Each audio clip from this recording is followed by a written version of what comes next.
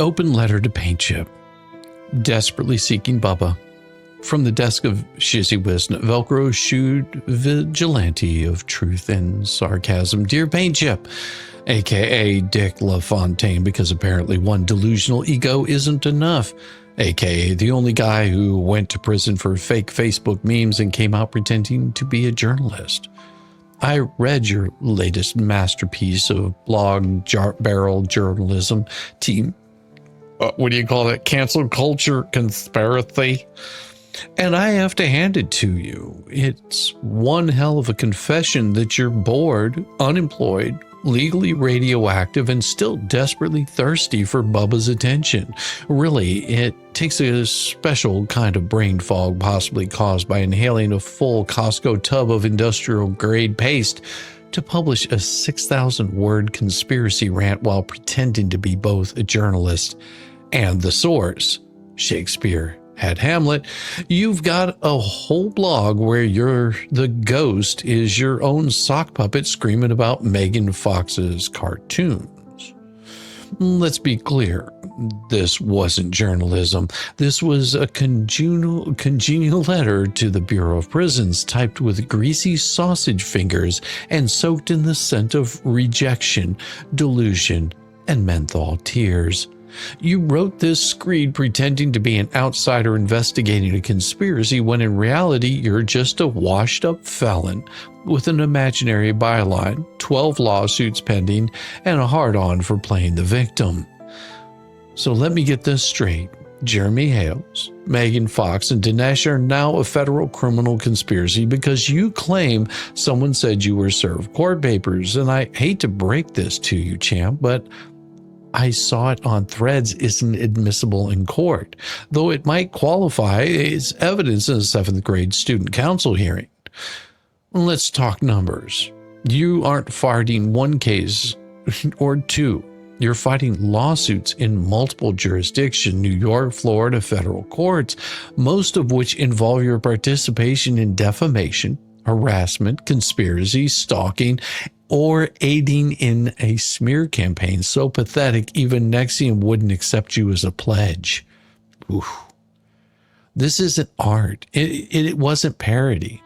It was your latest pathetic pixelated tantrum, a cheap revenge cartoon cooked up in Microsoft Paint by a guy who calls his own blog journalism because the word delusion has too many syllables.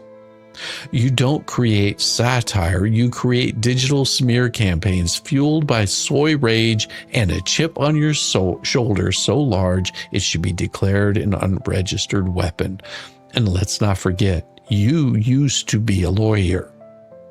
Now you're reduced to posting digitized cutouts of people you hate in fake sex scenes and calling it free speech. You were never Louis C.K. You're just the guy who jerks off to his own WordPress stats. Let's talk about the best part of your pathetic cyber mopey meltdown. You tried calling me a bully without even using my name. That's adorable. You went through dozens of names in that article like you were reading off a hit list from your prison fantasy journal. Travis Willis, Jessica Kruger, That Umbrella Guy, Megan Fox, Jay Hip, Slug, Madam Mayor, Rosalind Duke, and when you got to me, you called me Shizzywhiznut, a known troll and digital bully. Well, let's dissect that. First of all, thanks for the shout out. Though I am sorry my name was too hard for your convicted ass to remember, I get it. You spent so much time lubed up in the shoe, your memory's shot. It happens. Second, digital bully. Buddy, that's projection. You're the guy who made sexually explicit cartoons of people you hate. You're the one who literally created a fake journalist alter ego to launch your legal wet dreams into blog posts. You're the dude who named himself Dick LaFontaine and thought that it made him sound credible, not like a washed up back saxophone at a Denny's lounge act. And third, if I'm a bully, then you're a crayon eater hiding in the corner trying to read the snack menu upside down while screaming that the microwave is a time machine. But fine, let's run with it. You don't want to say my name? Cool. Let me say it for you. Shizzywhiznut. Let it soak in, Paint Chip. Say it out loud. Let it rattle around in that flat skull of yours like a loose commissary peanut, because you got beat in court, in public, and online by a guy named Shizzy freaking Whiznut. Really. It's not just a name. It's a lifestyle. It's a movement. It's a giant middle finger to every low-rent internet stalker, disbarred fraud, and sad little gremlin who still thinks filing 18 simultaneous lawsuits from a Motel 6 in Florida counts as lawfare. So go ahead, say it again. Slowly this time. Shizzy Whiz Nut. It tastes like defeat, doesn't it? You lost a public fight to a man whose name sounds like a bootleg gas station candy bar. Imagine what that does to your legacy. Imagine explaining that to Bubba on Visiting today. Yeah, I tried to ruin this guy online. What was his name? Shizzywhiznut. Damn, you got rolled by the Saturday morning cartoon. Well, let's get to the part that really matters. You want to go back. You miss it. No, really, you miss prison. You miss the shoe. You miss the trauma. You miss the control.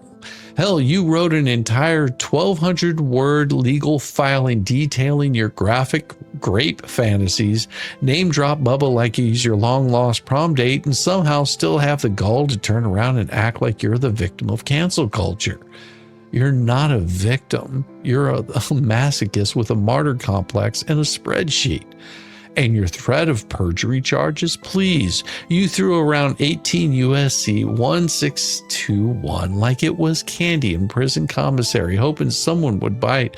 But nobody's biting, little paint chip.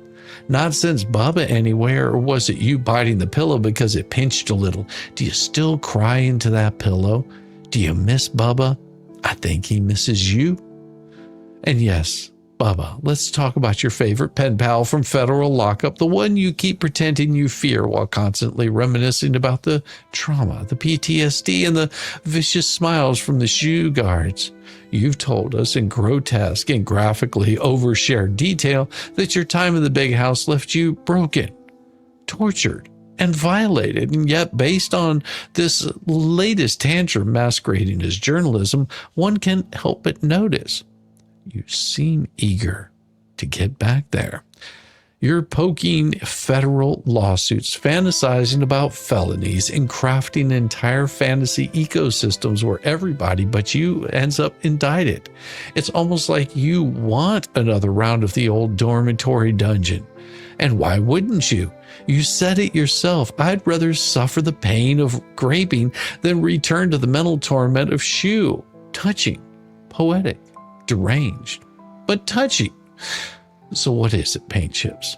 Is this all just a big, sweaty, foot-stomping attempt to get yourself tossed back into custody so you can relive the magic? Maybe you miss Bubba's warm embrace.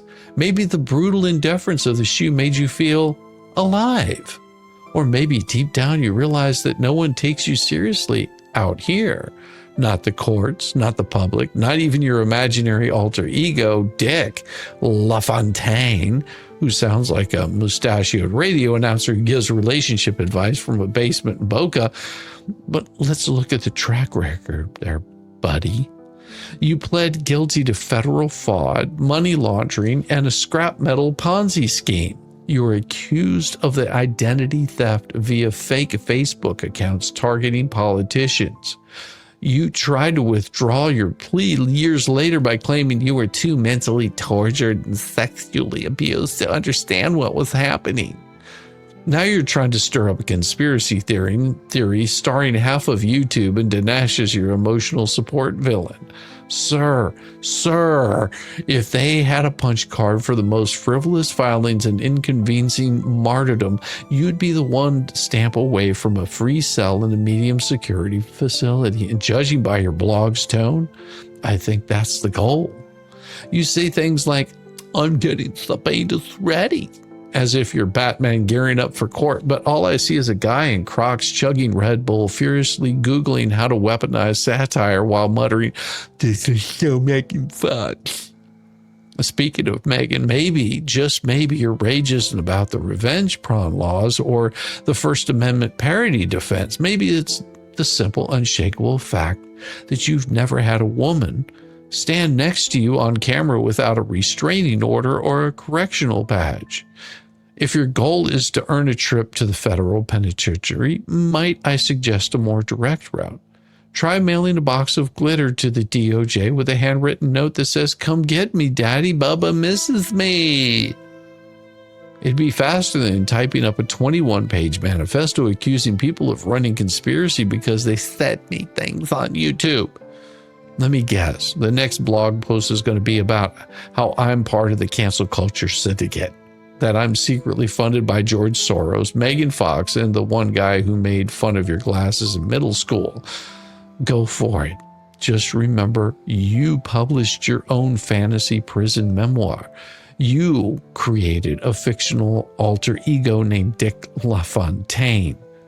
You are in more litigation than most mafiosos, and you are the only person I've seen beg to be reincarcerated with a metaphorical hard-on and a bag of lube later labeled satire. So here's my advice, Paint Chip. Stop pretending you're a war correspondent covering the fall of the Republic. You're not breaking Watergate. You're just leaking your trauma like a rusty bidet.